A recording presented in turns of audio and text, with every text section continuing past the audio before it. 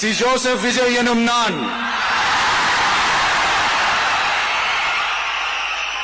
தமிழ்நாட்டு அரசின் முதலமைச்சர் என்ற முறையில் எனது கவனத்திற்குள்ளாவதும் தெரிய வருவதுமான எந்த பொருளையும் முதலமைச்சரின் கடமைகளை உரியவாறு நிறைவேற்ற தேவையான அளவுக்கன்றி ஒருவரிடமோ பலரிடமோ நேர்முகமாகவோ மறைமுகமாகவோ அறிவிக்கவோ வெளிப்படுத்தவோ மாட்டேன் என்று ஆண்டவன் மீது ஆணையிட்டு உறுதிமொழிகிறேன்.